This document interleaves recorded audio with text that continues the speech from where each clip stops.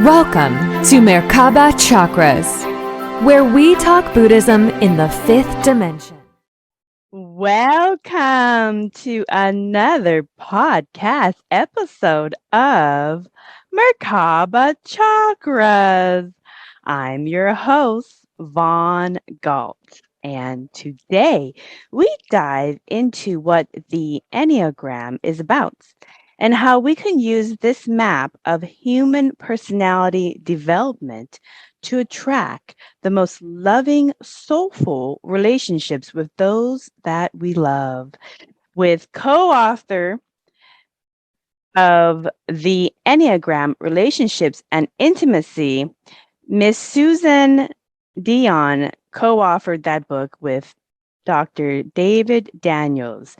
But we have today Miss Suzanne Dion to discuss it. So with that, Miss Dion, welcome to Merkaba Chakras. Thank you for having me. I'm really excited to be here. Thank you.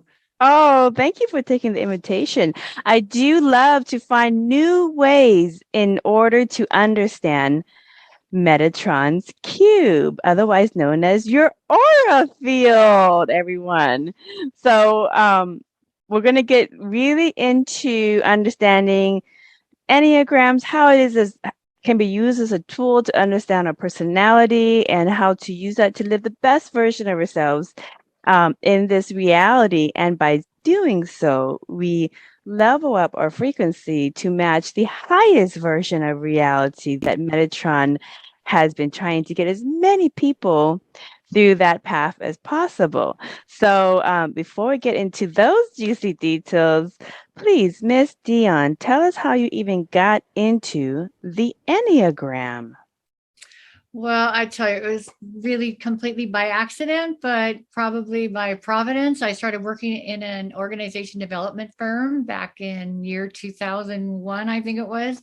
And they were bringing in Dr. David Daniels of Stanford University to teach this thing called the Enneagram to the leadership development courses for CEOs. So I'm also a designer. So I was designing the PowerPoint and I thought, what is this symbol? And what on earth is this this system he's about to teach? But make a long story short, I was in the back of the room during the CEO training, and David Daniels had tears in his eyes as he was teaching to these, I think there was 15 men. And he says, as you learn the Enneagram, you will change your level of compassion for other human beings. So I ended up going on to certify as a teacher in the Enneagram. I couldn't learn enough. I was going through a very difficult divorce at the time. I didn't understand myself. I didn't understand what happened. I had a young little girl at my side that I wanted to make sure that I kept her out of harm's way in this divorce. And that was the beginning of my journey. And what I found so fascinating about the Enneagram was it allowed me to assess myself. I actually had gone to a few different places. I went to the Women's Crisis Center for some therapy help. I went and got a therapist in London where I was living. And unfortunately, they just weren't able to reach me and help me. And the Enneagram spoke to me immediately. I felt the truth in it. I could see a pattern in me that started to de-shame my experience of myself. And it gave me permission to look for things like a defense mechanism, like reactivity. I started learning psychological words. I started understanding personality design. I started to understand temperament. I started to understand anger and fear and distress. I started to understand relational dynamics. So all of this I learned through studying this thing called the Enneagram. And that's kind of how I got started, and I got hooked for sure.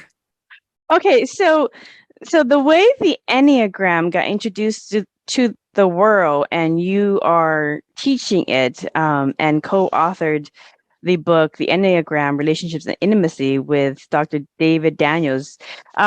It came from an academic beginning through Stanford to kind of study your personality, and almost kind of like when they do personality and character charts. If you're type A, if you're type, those four charts that they do in corporations for people in leadership positions or just any role to understand how to work with different type of personalities in business.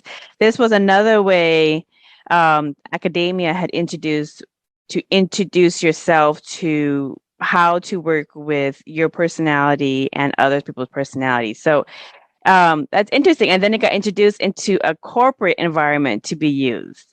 And is that is it how wide scale of use is it used in corporations to kind of help have better client business relationships? So I'm going to take you back. Let me give you guys a little bit of a history lesson here. So the Enneagram sort of came into being, different parts of it, long time ago. Understanding of different temperamental designs goes way back, and the Sufi culture seemed to have known a lot about it. Fast forward to the mid 1800s, and a man named Gurdjieff, who was a mystic, I think he's Turkish born, and he wanted to know why am I here? Who am I? What makes me me? And he went on a quest, and he was using, and he had discovered the symbol from some ancient scrolls and texts and writings and brotherhoods that had understood human energy, the different energy patterns of different personalities. And they started working with what they called a chief feature of particular personalities that gets in your way of being enlightened, that's an impediment to spiritual development. So they were working with that back in the early 1900s. And that got developed by several different people, a man named Rodney Collins, a man named Uspensky, who was tracking and writing for Gurdjieff. And then it came into the human potentialist movement, and a couple of South American psychotherapists or therapists got a hold of it. One named Oscar Achazo, a very brilliant and interesting human being who put together 108 actually Enneagrams, which was a very complex system of 9 personalities and many, many different aspects of the response system, the defense system, the talents and aptitudes. And he ended up declaring that where he got his information about these Enneagrams and the system of personality, which kind of is archetypal, kind of ties to archetype study, he said he channeled it from the Archangel Metatron. Now, this is all third party that I've learned from my great teachers, including Helen Palmer and Dr. David Daniels. And then it got carried into the human potential movement in Berkeley in the 1970s, taught by a man named Claudio Naranjo, which was a psychotherapist who actually tied these personality enneagrams and enneastructures to human pathology from the APA, right, to the DSM-5. That was critical work. Helen Palmer was in this study group in Berkeley, and she started teaching the Enneagram up in Berkeley as something called the panel method of teaching the Enneagram, where she would sit people of all one Enneagram type that she had determined, and she would let them tell the audience about their interiority, and it was always right on. So you do not need to know the Enneagram to speak to your interior landscape, but the way we speak, of the lexicon, our body language, the micro expressions of our face tell us a lot about how we're temperamentally organized. And that's how the Enneagram is we sort of wear ourselves visibly. You know, we can kind of see type a lot of times right on somebody in the way that we speak, the way we focus our attention, the way we prioritize life, the way we get injured, the way we defend. So that's a little bit of history. Helen Palmer wrote the first real substantial book, and then it took off from there. Helen met David Daniels, who is a professor and clinical psychiatrist at Stanford University. And he was mesmerized by it because he was in private practice, taking notes, copious notes, as he was meeting with people individually. And here he meets the Enneagram, and he realizes that several of the notes he'd been taking about patterns he had recognized in individuals was already well understood in other brotherhoods and societies and mystical understandings. He was dumbfounded. Took him 2 years to bring the Enneagram to Stanford publicly. He says he was a closet Enneagram student, and he risked his entire career to endorse it, to bring it from the mystical world into the academic world. And that was greatly due and great gratitude we have for Dr. David Daniels for having done that.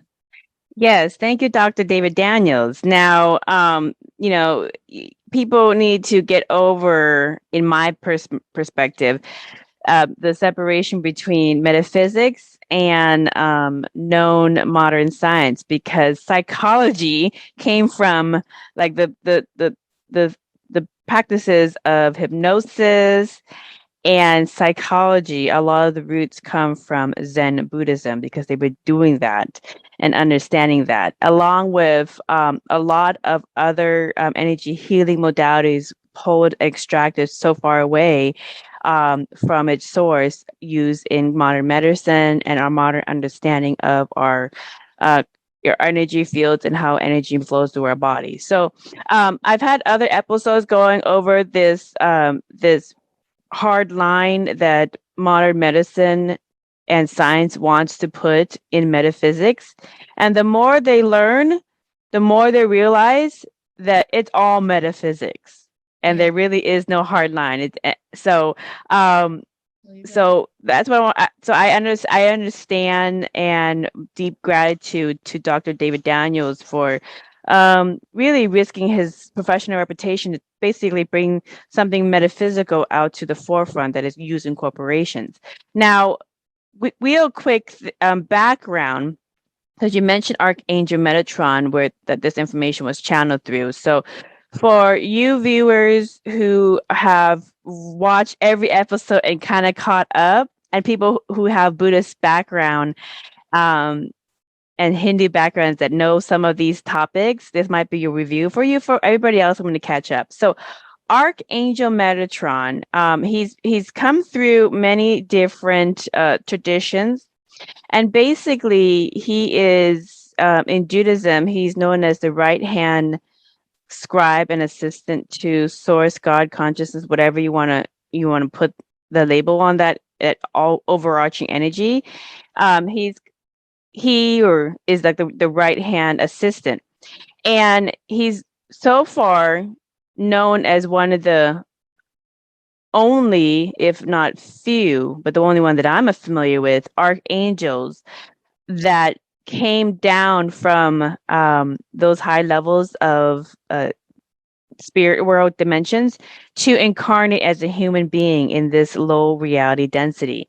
And so when you think about it, like Yeshua, Buddha, the first Buddha, Shiva, they all in the human body, the most energy that anybody can hold in their body before they basically can't hold it in dense form anymore is 1,000. And that's according to the map of consciousness work from Dr. David R. Hawkins, who's just a mental health doctor who's passed away. His life work was a map of consciousness, along with leading the #1 mental health hospital in New York. But that's what he found. And he found that the kinesiology, archangels start at 50,000 in terms of energy levels. So going from 50,000 to less than 1,000 to incarnate as a human being is a huge drop. So he did a huge service to come in and find out what is this thing about humans and why is it so hard, so he can finally understand. And so because of that experience, according to a lot of the stories about Metatron incarnating as Enoch, and also as Ezekiel, and he's also in Hindu Vedic astrology in the charts of all of the people all the way up to source. He's in there second to below source, so he is the right hand assistant according to Vedic Hindu astrology and philosophy. So what he's known for is teaching sacred geometry, and in every time in Eastern traditions, even in Judaism, when you come across Metatron's cube and all the different forms of it, it is sacred geometry. And basically, sacred geometry is your energy field. Okay, so for the audience members who've read Buddhist Mandala series, my book, and many others who talk about sacred geometry, there's so many ways that we can understand sacred geometry, whether it's your Merkaba, your Sri Yantra, your Yin Yang, your whirling log in Native American, your mandala in Buddhism, your Enneagram is as another way to introduce it. We're all talking about the same thing, and it is all religions have talked about it. It is your energy field. Your energy field has a frequency, it has a consciousness. You are the wielder of your energy field. The higher your consciousness, the higher version of reality you experience. And as an effect, you can't help but exude a high energy that affects everyone else and the reality around you, not because of you, but because now you're a clear channel and more of that light and love from source beaming from within you is now transmitted through, because it's less, you're just a higher channel, a clearer channel.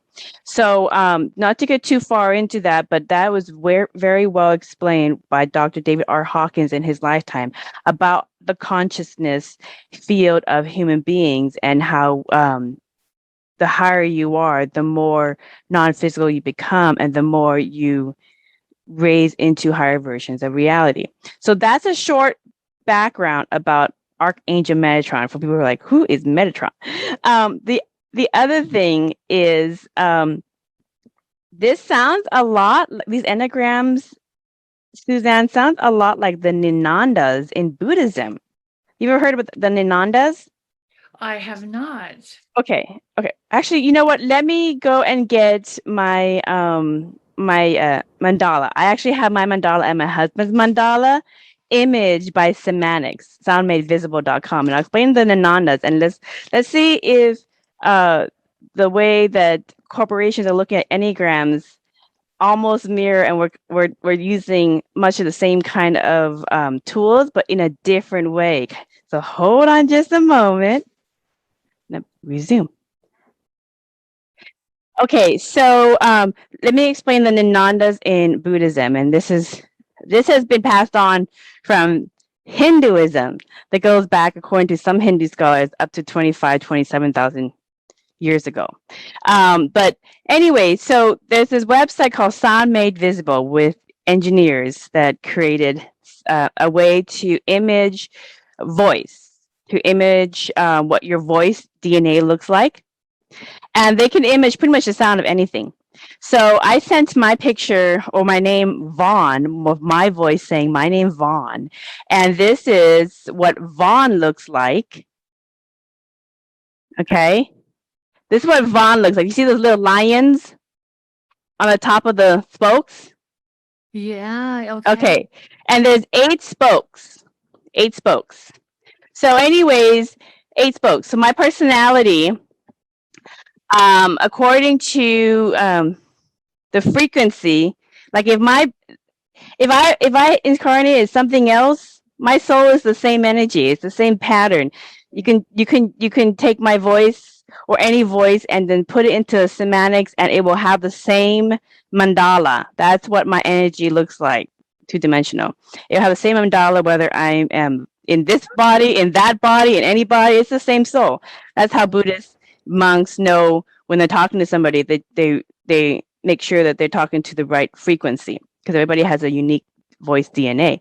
So anyways, with mine, we have this thing called Ninandas, so which tell you what you're working on in this lifetime. So I have 8, and I have the lion heads on the 8.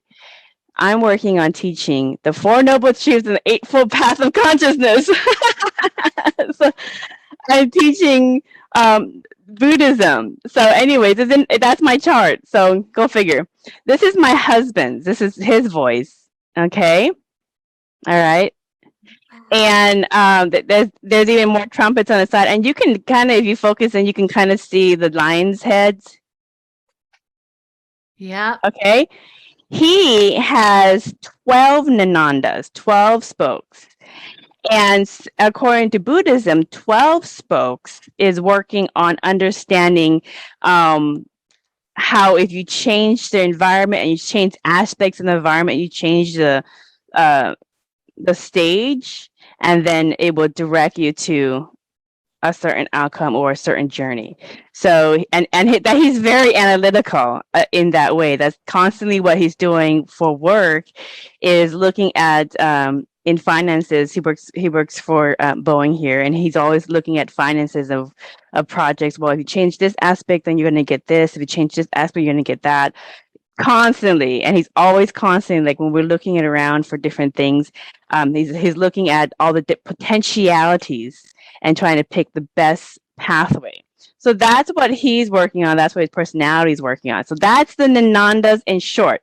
I kind of cover it a little bit in detail in the book Buddhist Mandalas. So that's an ancient form of understanding personality and what you're charted to work on in this lifetime, or whatever lifetimes it takes you to work on those.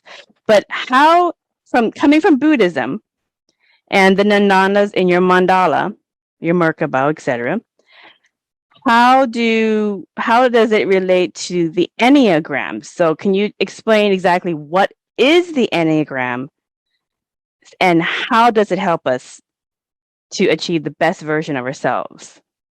Beautiful. Well, the Enneagram is also based on sacred geometry. It's pointing at 9 temperaments, basically. Ennea means 9 in Greek, gramma means drawing. It's a 9-pointed geometric drawing.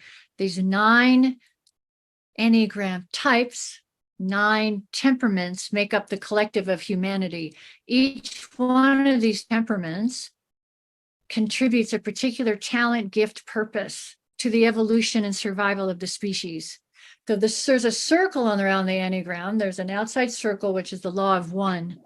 It is the law of unity and oneness and wholeness. We are whole, actually, as creatures, but we are actually whole as a species with these 9 individual contributory patterns of people. We're whole as an organism. That's how I like to look at it. Mm-hmm. We have the law of 3 and the law of 7, which contributes to understanding the flow of energy, the law of change, the law of transformation, the law of attachment and separation, laws of power and rejection, laws of idealism and frustration. So that's called the harmony triads, but they make up the object relations of people or the world view of different kinds of people. So there's a little bit about the overview of the system itself. And what is it? It's the way that I am architecturally designed from the inside out. They used to think that you were born a totally blank slate as a human being. Give me your child and I'll turn them into whatever you want them to be by the time they're 8 years old. Well, they realized that that was completely impossible, that, oh my God, there's somebody in there. And that somebody in there is already designed. If we come in with a design, a purpose, our central nervous system is already wired when we meet our parents. Now, it's not finished by any stretch. It's not complete, but it's wired with certain propensities and pathways and proclivities to organize a certain way to defend against threat, existential threat to my physical safety, and the threat to my sense of self, the threat to my spiritual essence, to who I am and who I came to be. When that gets threatened, we'll form a defense pattern. We're going to protect that at all cost. My essential self, which we call the holy ideas in the Enneagram, but my essential self is the unconditioned, untouched, raw spiritual data that I come in with that carries my purpose and my aptitudes and my talents and my gifts. Sometimes I call it the 9 faces of God, these 9 qualities that each human is carrying one of them to bring to, right, divine goodness, divine structure, divine organization, divine consciousness, vision, divine planning, divine love and beauty and connection. So we're all carrying a piece of this. And the Enneagram. So those are the 9 qualities that you just listed. So I could list the 9 holy ideas for you. So type 1, Yeah. the holy idea is just perfectionism in everything. Type 2, the holy idea is freedom, holy freedom, my free will to show up in the moment, in the right action at all times with consciousness.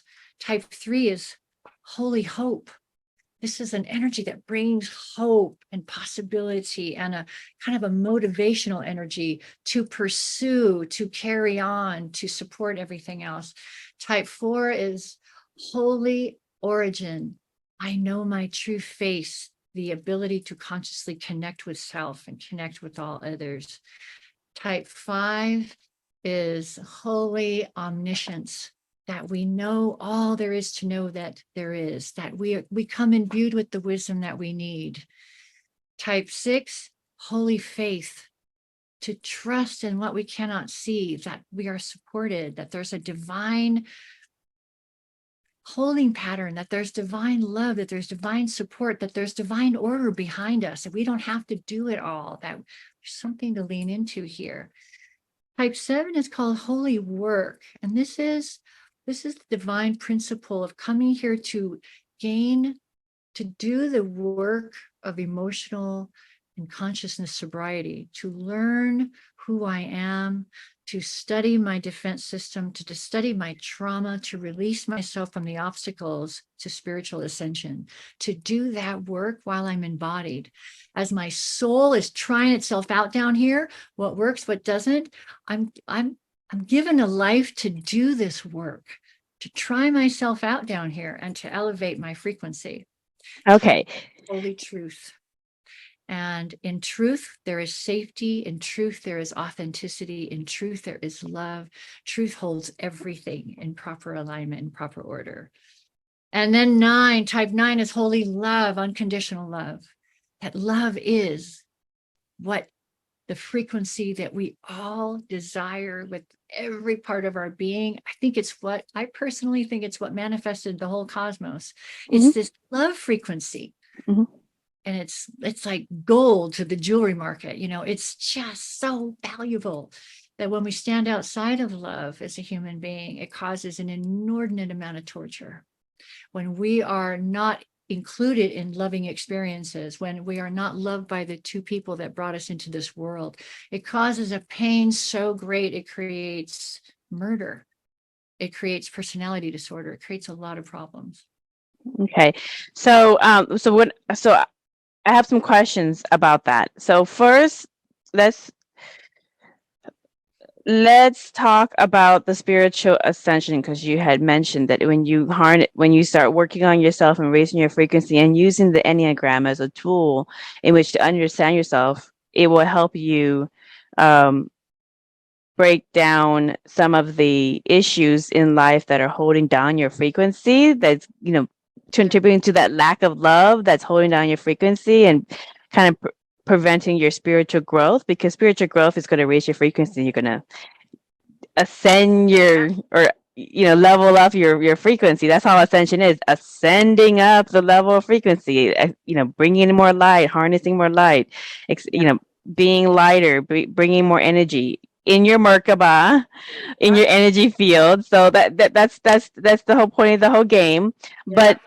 But so how is the Enneagram used to attract the most beneficial version of our relationships, careers, and overall health? Because all these different areas challenge that lack of love, that challenge us, and not everybody is going to come in with a perfect slate with the lottery parents that love you and the career that just gives you everything on a silver platter. That there's some thorns in these different relationships. So can you explain how we can use the Enneagram to build healthier relationships, no matter the cards we're handed?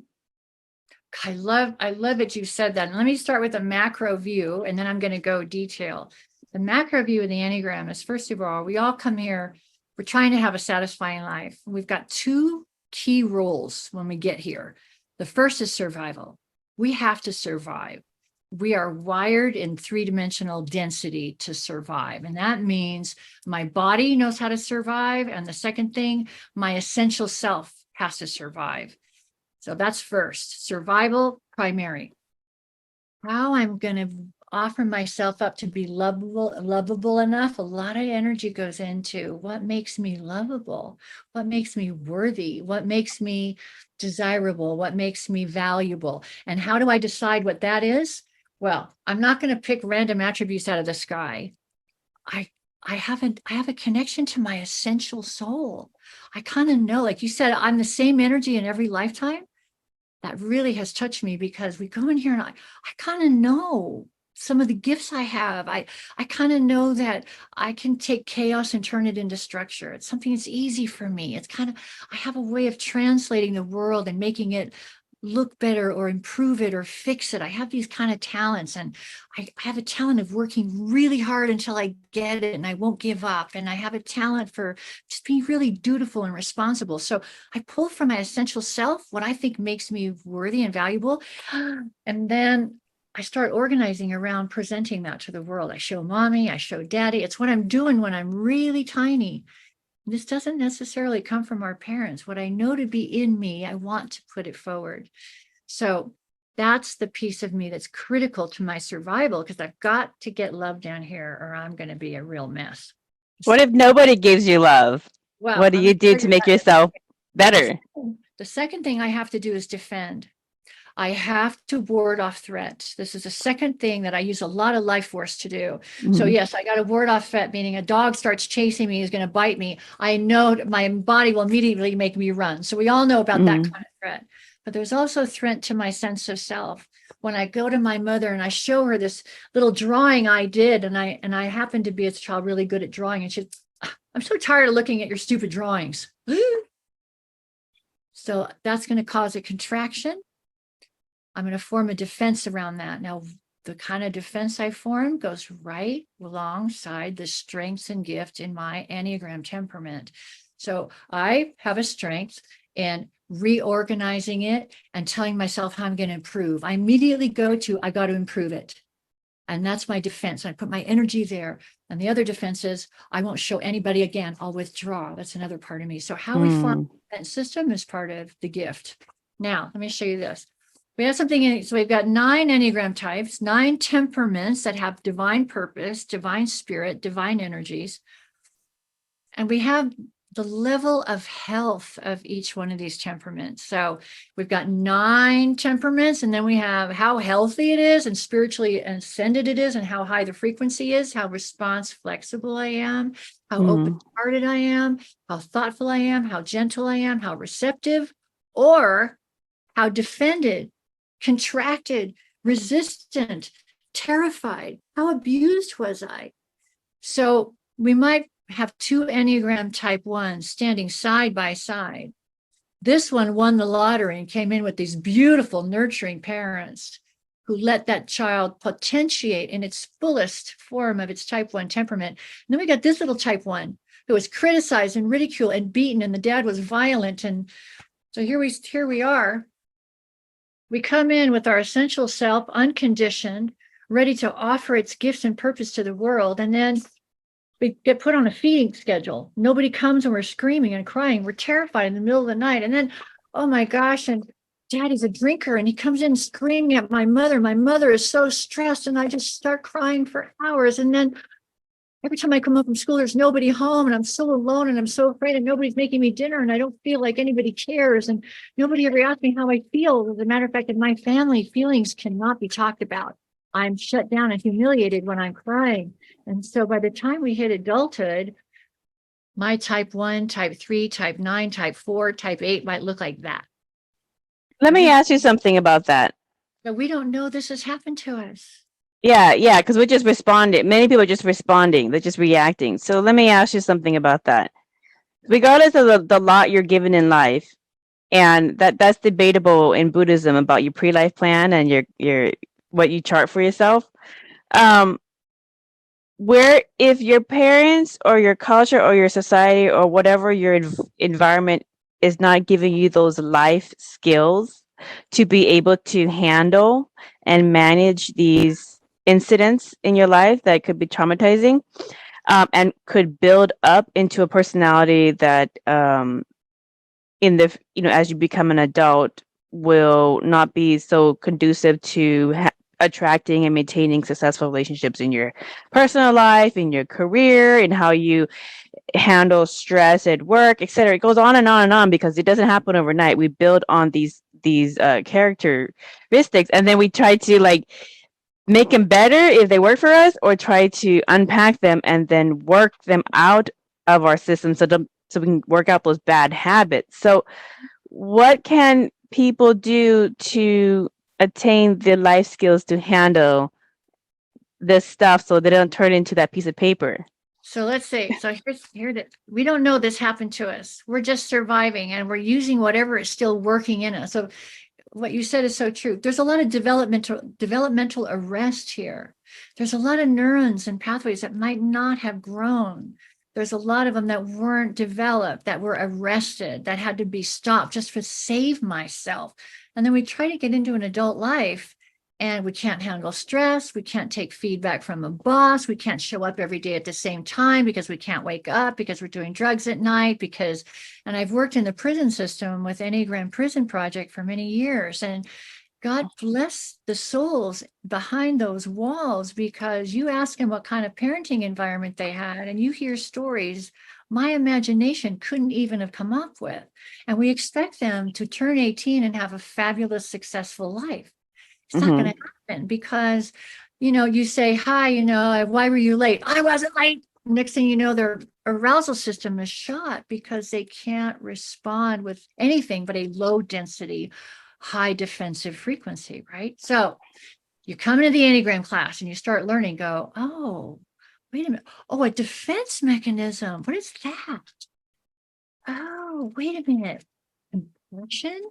Attunement? Oh my God, I never had attunement. My mother never cared about how I felt, never even asked me. So what happens is you start doing this deconstruction work, and you're like, oh, I'm a type 3 on the Enneagram, and my image, I put so much energy into creating an image of me, but sometimes it doesn't even feel like real me. Oh, that's what I'm doing, because I'm talented with trying to create a better version of myself. And oh my God, and I'm a type 8, and I say things before I even think about it because I'm direct and I want the truth, and I push people to give me the truth, and that's what I'm doing. And this is what happens. We start self-awareness processes.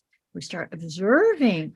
Oh my gosh, every time my husband asked me where I was, I get completely angry. I feel like he's trying to control me. Oh, maybe he just cared where I was. Wow, look at the reaction in my body to that question. And this takes years, guys, for most of us. Okay? This process is one realization, one deep breathing, one self-acceptance, self-allowance, somatic processing at a time to start deconstructing all of this feeling that I was never heard or loved or valued, which is so terrifying to be down here on the planet and feel I have no value, feel that I might be alone all my life, that I can't belong. It's terrifying. So the Enneagram helps us deconstruct this in a very non-shaming way. So I'll tell you, before I learned the Enneagram, I'm a type 1. You're so serious. Why are you always so serious? Why do you always have to take care of everything before we go out? Can't you be spontaneous? Can't you just? And, my gift is to be responsible and dutiful and try to get things right, even though I always feel like I could do it better. Always. But I was ashamed of the pieces of me that were so natural because I'm getting feedback from the world I can't process. I can't reconcile that. I'm feeling, oh my God, I'm not good enough. Oh my God, I got to try harder. This helped me own my essential qualities, own my gifts and my tendencies. And it also, and this is really important, it gave me permission to relax my gift that had become compulsive. So the compulsion to do it right, the compulsion to always be responsible, the compulsion to always improve and fix it. Sometimes I need to relax that and be more accepting. And learning the Enneagram allowed me to start the acceptance and allowance process that gave me more response flexibility to accept myself better. And then when I offer myself up and say, can I tell you how you can improve? And they're like, no, I don't want to hear it. And I'm like, okay, I can pull back and I can hold my own gift without feeling ashamed. So that's Yeah. I like that. There's so many different ways to approach self-healing and raising your frequency through pretty much addressing those dense issues that hold down your energy field and manifest as issues in your body. Because eventually that's the last resort, is to manifest, because you're not listening to anything else. But well, I'll tell you, this is energy expensive. Holding all of this back, defending, protecting, blaming, complaining, explaining is energy expensive. It drains our life force, right? And when you talk about getting to these higher frequencies, when we are able to open the heart, receive others, be totally present to another human being without all this agenda and defensiveness, we have way more energy, and it's Right. vibrating at a higher frequency. Right. So we feel better. We feel beautiful. We feel smart. We feel safe. We feel contributory.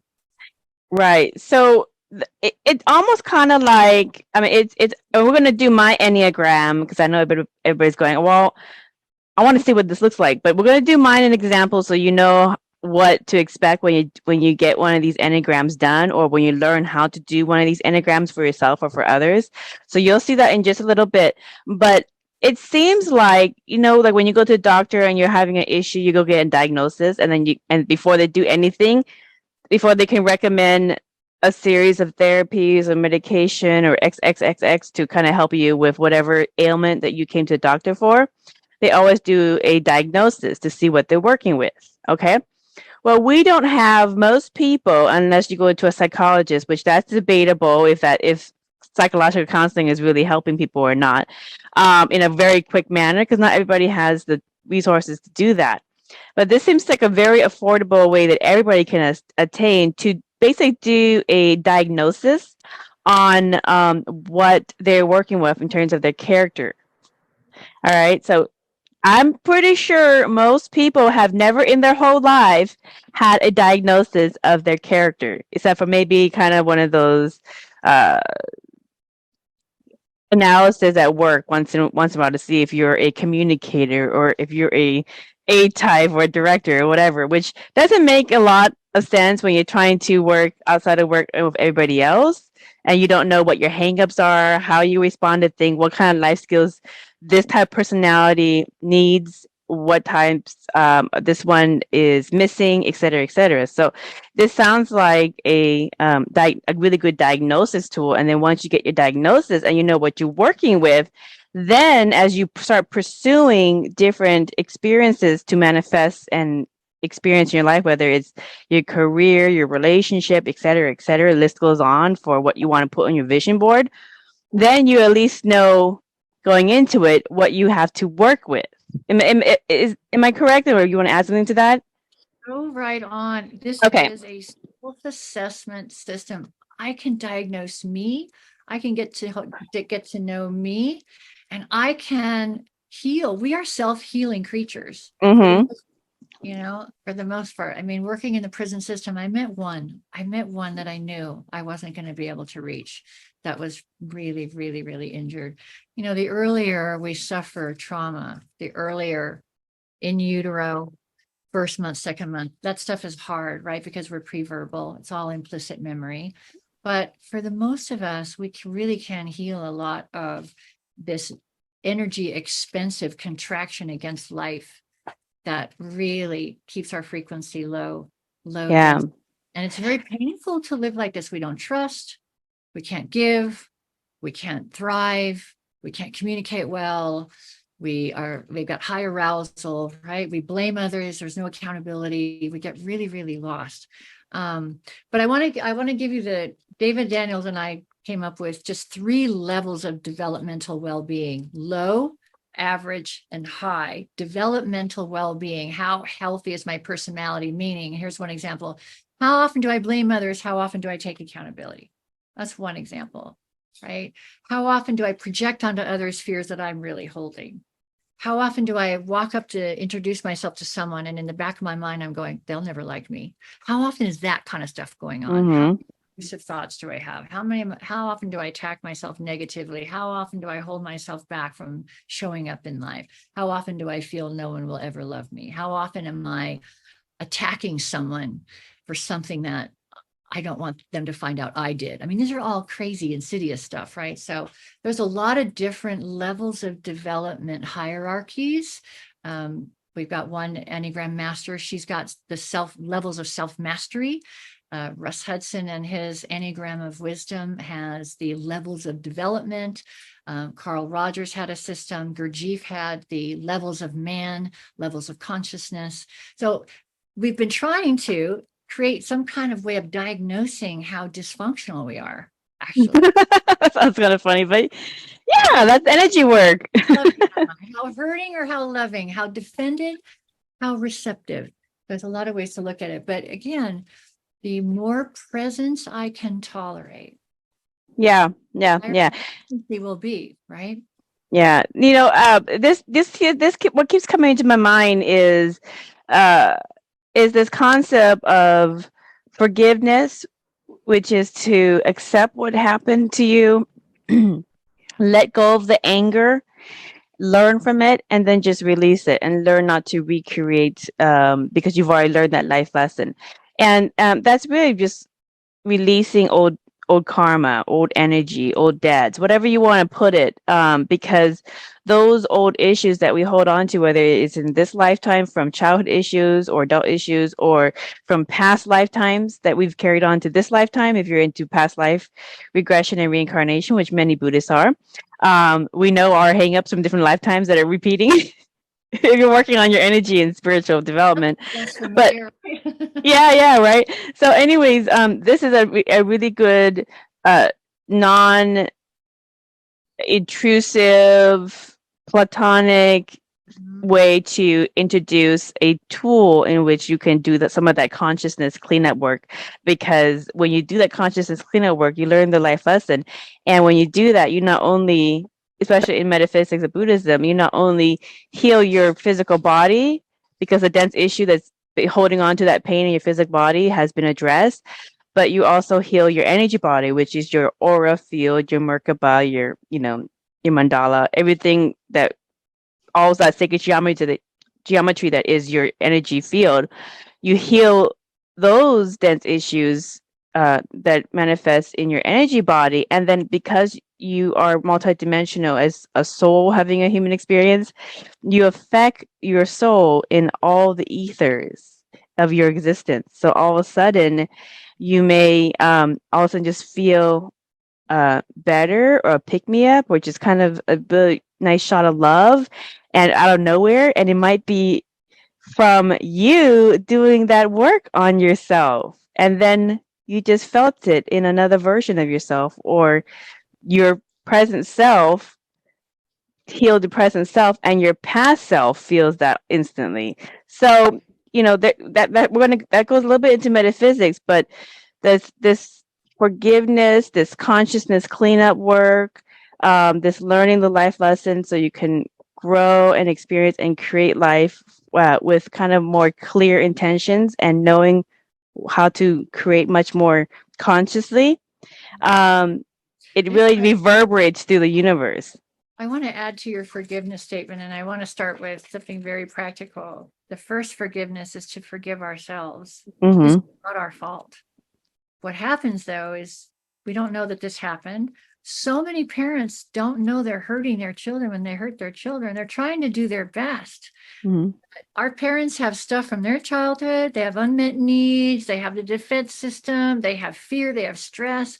And a lot of their issues get passed on to us unknowingly, or thinking they're being a great parent, or doing something completely unintentionally, like they're too busy to speak to us when we need them. And then we're stuck with that terrible feeling, and there's no reparation. As Marion, my great teacher, says, there's no reparation when a parent does something and they're not even aware they did it. So we're stuck having to defend on our own, right? And try to recover. So this is not our fault. But we turn 18 and everybody blames us. And sometimes even our parents. I don't know what happened to him. I gave him everything. But he's not coping. He's in jail. He's on drugs. He won't talk to me. And we don't understand what's happened. And a lot of us, like about 99.999%, blame ourselves because we don't know how to look back to understand how we were impacted. And the most important things we can do first is forgive ourselves. I didn't do this to myself and it's not my fault. But also, before we forgive the parent, we don't blame the parent, but we open up to discernment. That's a big lesson. Loyalty to the family is one of the number one reasons people don't heal. They're so afraid to look because they know their mother tried so hard. They know their dad tried his best, but he still did this to me. His drinking still hurt me. So I got to look at how I was impacted. knowing that I'm not blaming my parent, I'm holding them with love and light, but I need to understand what happened to my little temperament, my little sensitivities, my way of being in the world. And once I can see that clearly, then I can have compassion and forgiveness for them too, because they did their best. They really did. They just didn't know how to do it better, right? So I just wanted to add that piece to I love it. allowing ourselves to look honestly at what happened and not feel that we're blaming or accusing parents, but we are looking clearly at the true and divine impact that happened so that we can do this I love that. way, right?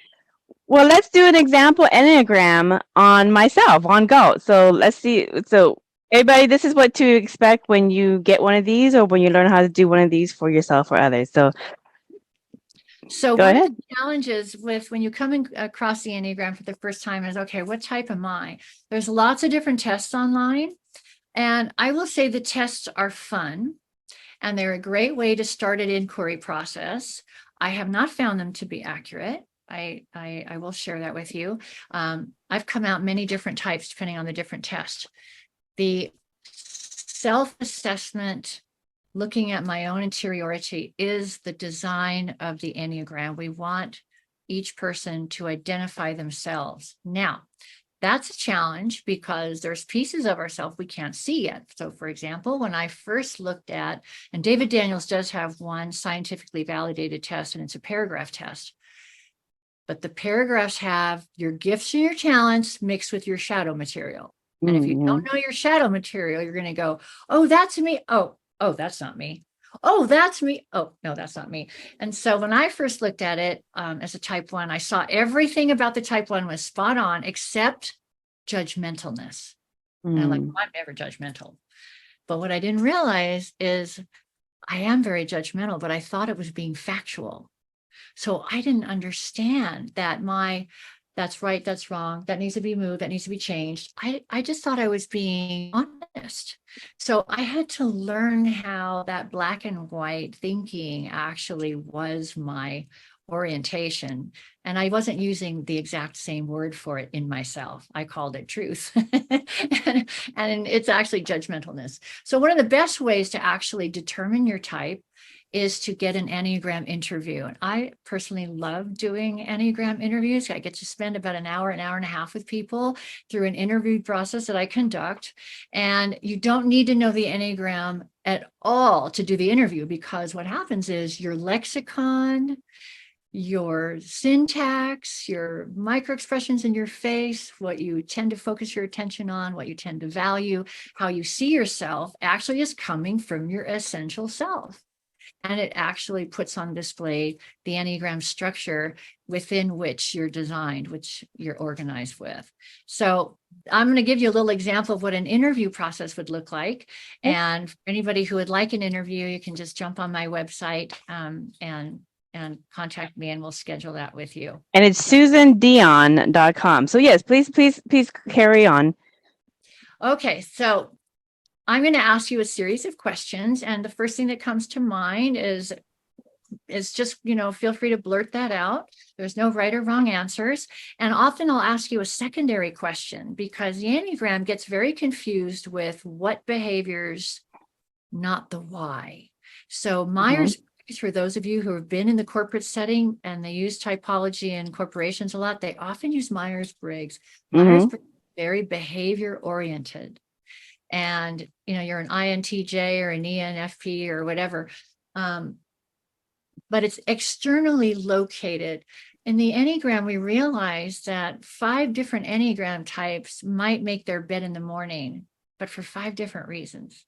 The reason is what points me to your essential design. And so when I ask you a secondary question, I might be, why do you think that's important? Or why do you like to do that? Then I'll start getting more of an insight beyond just a behavior or pattern as to really why you think something's important. Okay. All right. So the first questions I always start are quite general, but if you describe 3 qualities about you that your friends love. Fun. They always have fun around me. Even boring things are fun. Also, I'm very inquisitive. I like to learn. Mm-hmm. And I like to learn things that I love metaphysics, so they're not the standard run of the mill. And so I will source out resources that are not standard in order to learn the skill. So I like to learn, kind of scholarly. And then the other thing is I am very loyal. I build very long relationships. I work on things. I make them better. I expand on them. There's no short relationships here. If it's short, it's not on my half. So that's it. That's the three. Yeah. Okay, beautiful. So I'm going to ask you, tell me about fun. Why is fun something that's important to you? What does that mean for you? Well, fun comes from spirit. And that's what we are doing, is we're having an excursion. So if it's not fun, we're going to exit out of the game. Okay, beautiful. Thank you. And tell me, why do you like to source material that's non-standard? What does that bring to you? Because in this reality and in Earth at this time, a lot of the knowledge that I found in advanced Buddhism has been around for a very long time, but not a lot of people know. So I like to see how other people understand different things. And oftentimes it's just the same truths, just shown in a different manner or seen from a different way. So I like to understand and see all the different excursions and experiences that Source will create for itself and experience through us. So yeah, I hope it answers that.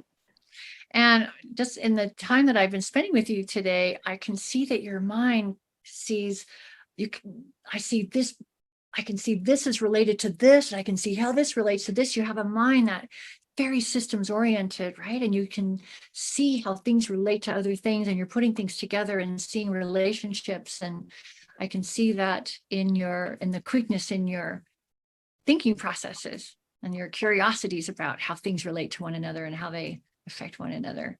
So here's another question. This is kind of a juicy one. What are 3 qualities that make it difficult about being you for you? I don't make quick decisions. Okay. Okay. Now, if I make a quick decision on something, I've probably been thinking about it for quite some time, and I can expound on it. So I don't make quick decisions very quickly. Also, you said 3 weaknesses. Yeah, 3 struggles for you about 3 weaknesses. Okay. you to work on. Okay. So the other thing is I need to know when to quit. I am a little bit overachiever, and I try this way and that way to make things work, and I just need to know when to cut the cord. Like this is not conducive to the overall. So that's something. The other thing is the other weakness is just balance. Sometimes I have a tendency, if I'm really passionate about something, is to overemphasize on that and then make other things in my life imbalance. So the challenge is always trying to find balance. Thank you. Tell me why are decisions not quick for you? What's the process for you in making a decision? Well, I do make quick decisions if I've already have a lot of information, but it is basically lack of information. So I want to understand how something is coming about first before I make a judgment call for myself. Okay. Would you say that in decision making, you kind of project into the future to kind of see how something will turn out? Do you find yourself anticipating as a way of helping you understand what decision to make? No, because the future is unwritten and it can change at any time in a moment of consciousness changes. I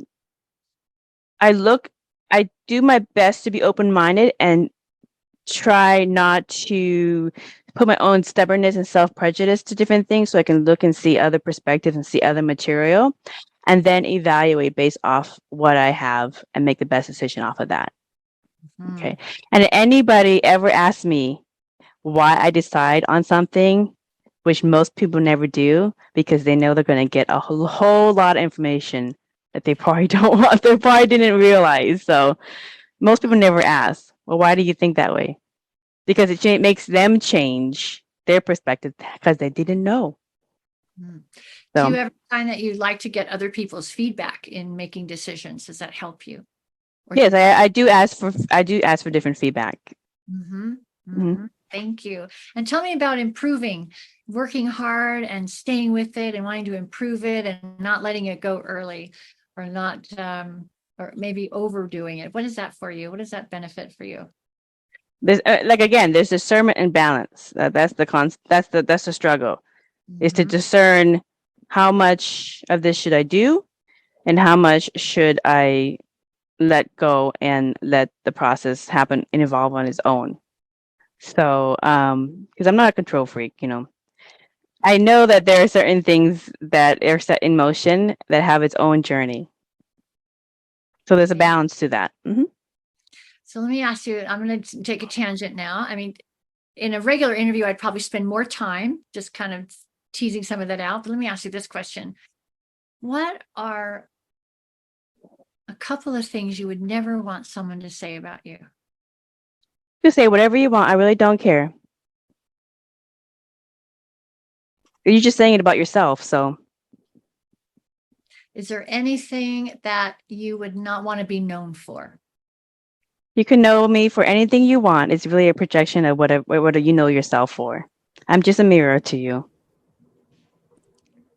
And why is it that you don't care what others might say or feel about you? Because we're all unified and we're all interconnected. We're playing different facets of the same creator. Why self-sabotage yourself when you understand that level? Yeah. Of how creation is. There's all one. Yeah. So let me switch to another little area. How important is success in your career and becoming someone in this life? Well, obviously you want the basics. You want to be able to, take care of yourself, take care of your family, all that kind of stuff. But I don't really, I know that it's already pre-planned some experiences, some hardline experiences that I am going to have. And I really much enjoy stepping into those experiences and having those deja vu moments. Those are one of my favorites, having those metaphysical deja vu moments. But honestly, regardless of whether I become a billionaire or super famous or whatever the version of a metric of success is that people think this is a successful human, the most successful human is the one that radiates at the highest frequency of consciousness, because whether you know they exist or not, they influence the whole. So it doesn't matter what other people think, how successful I am. Thank you.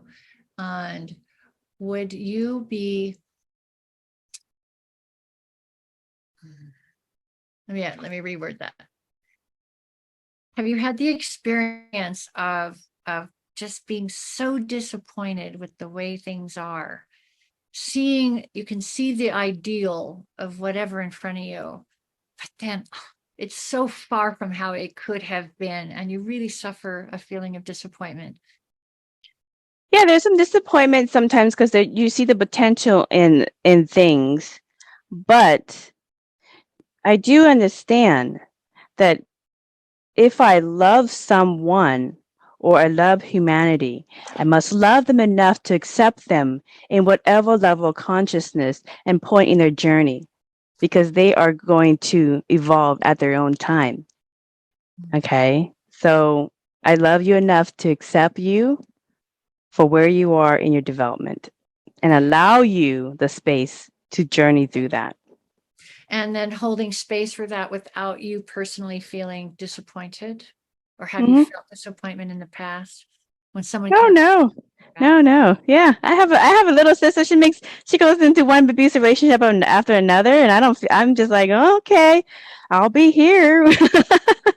I'll just take her out to lunch and, have fun, talk to her. When she's going through her not hard knocks, just kind of be like, oh, there. And now my daughter kind of is like another version of me. She gives her kitty sense advice, but she's learned to just kind of support and buffer and not really, you know, point the finger and point the blame and that kind of stuff, because you're gonna learn. You're gonna learn. You're gonna hit your bottom. You can eventually learn. Mhm. So Thank you. So I just want to explain. So the first part of the interview, I'm organizing around who do I have to be? What are the qualities I bring to life? mhm.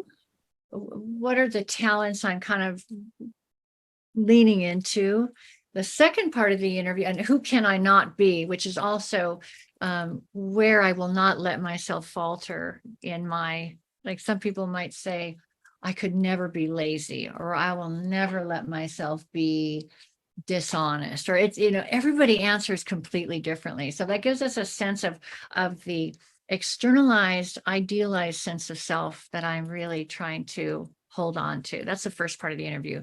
Second part of the interview goes into getting triggered, getting reactive. And so my question will be, what triggers your buttons in a given day? What might create frustration or upset or even anger? What would trigger you? Well, I mean, obviously, if things if things constantly go wrong, that could trigger, like if your car breaks down and your car doesn't work when you're going to the grocery store. So if things like that kind of stuff, the constant chain of events go wrong, that can definitely trigger some frustration. Mhm. But I also understand that's the universe saying you're not meant to go there. Find a different way. And I love how, and this is a talent to positively reframe that frustration into something better. This is a Yeah. deep talent. That's a gift. A lot of the questions that you've have had so far revolve around the ego. Yeah, because the formation of the ego, I call it the sense of self, but it's a design. It comes from the essential me, and then me that has to defend and protect itself once I land on this planet and meet my caregivers, meet my parents, and Right, meet my right. sisters, my bullies, and my friends. And yeah, so that the ego is an individuated process, representation of the essence. And in a lot of ways, when we lose aspects and connection to essence, that ego is trying to mimic qualities of being that we know we have, but it tries to manufacture them in different ways, sometimes compulsively, to try to get it back, right? To try to reconnect it. Yeah, yeah. So so there needs to be a balance between your ego, your higher self, and the source within you. Well, so before we start doing consciousness work, right? Here's my spirit, my essence, but my personality, temperament, my ego, we don't realize that we can split them apart. And then all of a sudden you start doing this work and you step back and, oh, I can start observing the way the personality is operating. Mm. This separation of between my spiritual me can start observing what this ego structure is doing. And that is life-changing. That first turn of awareness, that you just get that little space between my spiritual me and my third dimensional ego me. That Mm-hmm. changes everything. And that becoming my own inner witness. And then I'll go, wow, why did I just yell at my mom? Oh, wow, look at how I just started fidgeting around. And we start observing all of the mechanisms. We're discharging rage, we're discharging frustration, we're discharging shame, we're hiding an authentic conversation we need to have. Like we start watching all of that mechanistic life that is very different from the spiritual, beautiful self back here that is whole. Right. So once you do so when people are learning any Enneagram through the courses, or to get one themselves from one of these instructors, what does it look like? Do you have a chart example? So yeah, so the Enneagram symbol. So this is it's called the Enneagram of process. And this is the Enneagram of development. And you'll see there's lots of lines here, and those lines all mean something as the types, gifts, and aptitudes lean into one another as we can start developing aspects of ourselves that have been underdeveloped. So we use it to do that. And that's the Enneagram symbol, which is a sacred geometric symbol. And it's two-dimensional here, but actually it's a sphere. It's a sphere, and it's moving in space, and it's turning, and it's your Merkaba. It is the Merkaba. I've been learning today what Merkaba is. You guys it's your mandala, people. It's your energy field. It's your chakras. It's your aura field. Another great tool within Metatron's toolkit that's been given to some wonderful messengers to use to help diagnose yourself and work on raising your frequency. Well, now with those interview questions that you asked me, are you able to come up with an Enneagram for me?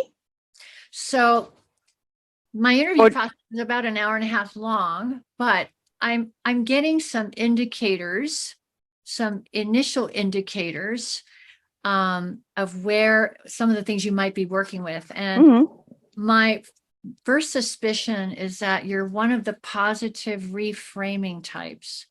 So a type that has a gift in its personality to take whatever happens to it and reframe it into something purposeful, meaningful, positive, manageable.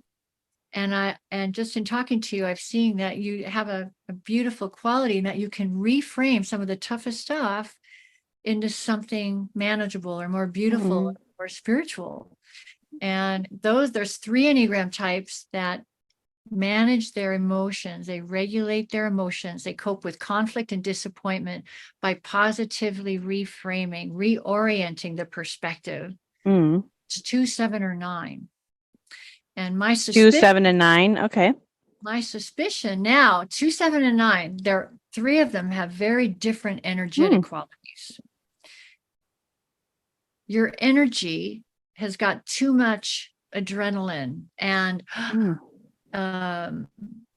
vibrancy and assertion in your energy to probably be a 9. So 7 or type 2 would be the next 2 things I would be looking at. Are you located in type 7, which is in the head center of intelligence in the Enneagram, and type 2 is in the heart center of intelligence in the Enneagram. There's lots of different triadic relationships. But because of your go forward, assertive energy, you have a lot of, you're just a stimulating, fascinating person. Like there's a lot of fascination thank you. in your being.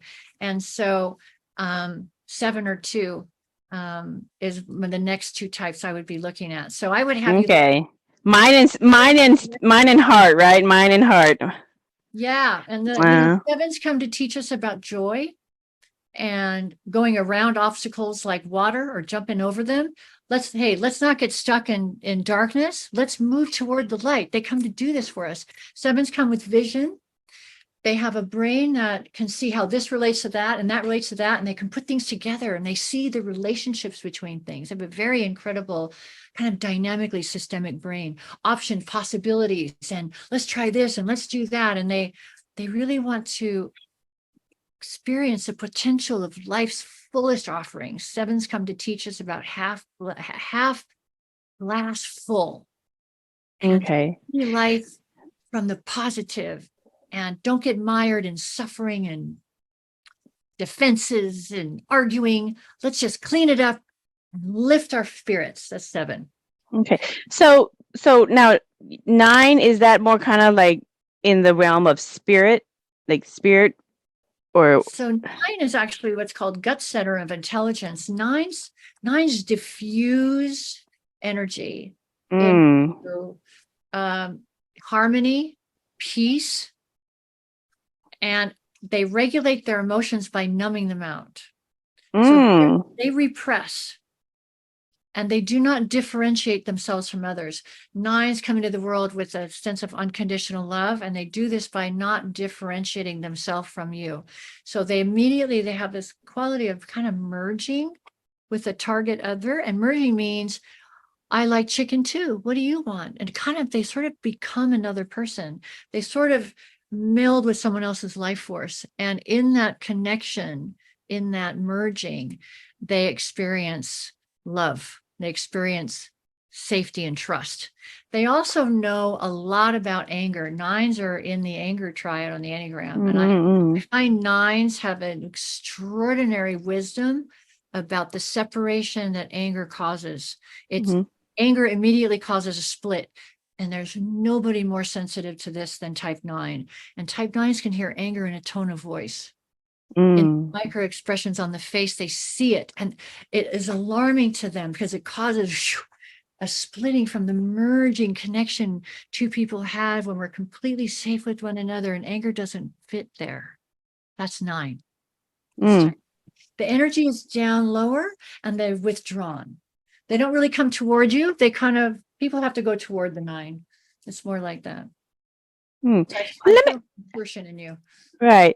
Let me ask you this, because you said this earlier, that sometimes the Enneagram descriptions of people aren't 100%. It might be like sort of some characters, some aspects are like, yeah, like especially when you did yourself, you're like, yes, I'm that and that. I'm definitely not that. So how much of the it's kind of like, you know, when people read astrology on people and they say, well, based off these astrology, these are the characteristics of a Leo. Well, you could take that and you can also apply it to somebody in a different astrological chart. And there's people in other charts that have same characteristics as well, and then a little bit, they're kind of like a hybrid. So how much of these personality types and diagnosis true to form? I find the Enneagram incredibly accurate. It's about the way my central nervous system is organized. So the number one thing you want to look for when you're looking for the Enneagram is not traits, but your defense system, the way you protect and to have adapted, because we don't randomly choose how we're going to defend ourselves. The strongest part of us in our central nervous system is going to defend us. That's where you really see the type, is in the adaptive strategy, is in how I organize my defense system. For example, some people, when their feelings are hurt, they come out fighting. They're going to change that person's opinion. They're going to confront somebody. And another person whose feelings get hurt, their throat locks up, their heart locks up. They can't even speak. That's all happening at the body level. This tells us everything about your personality design, your type. Well, there's a third way to respond. If somebody says something that hurts you, you obviously defend yourself and say, that's, I don't feel that way. And you must be talking about yourself, and just kind of let them be. Let them be.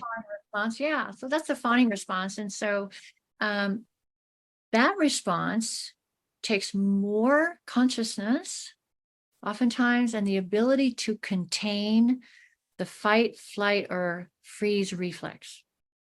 So in order to override those 3 big defensive reflexes, we got to do mindfulness and consciousness, where I can stay calm.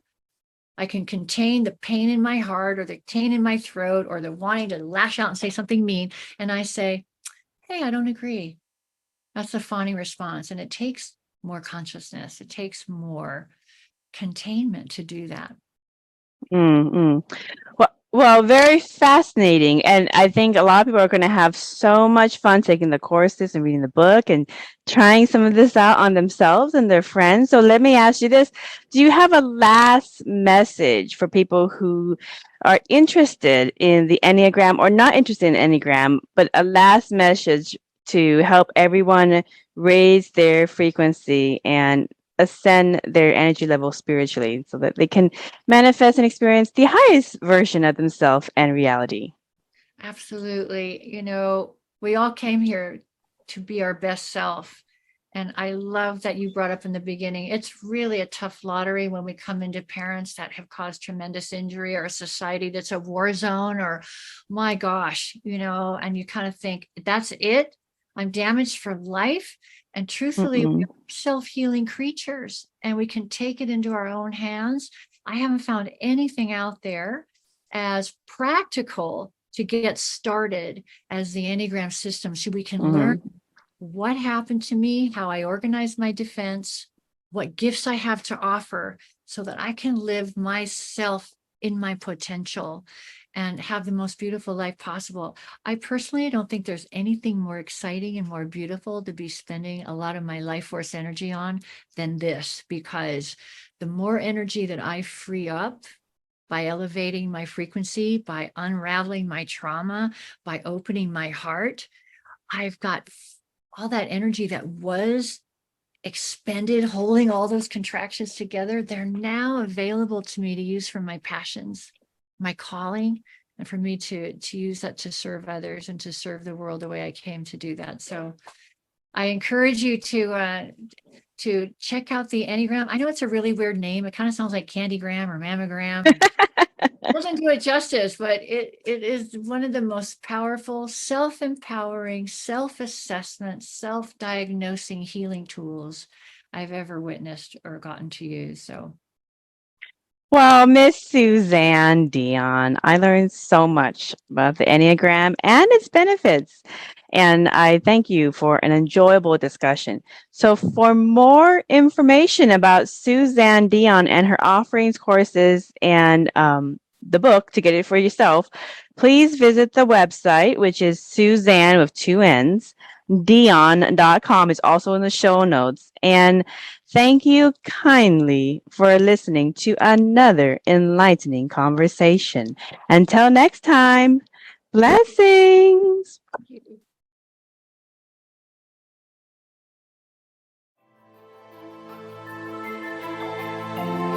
We hope you enjoyed this episode of Merkaba Chakras, where we talk Buddhism in the fifth dimension. For more information about today's guest, please go to the show description. For more information about Vaughn's metaphysical work, please go to merkabachakras.com. The views expressed today are for entertainment purposes and do not necessarily reflect the views of the host or replace any medical or legal advice.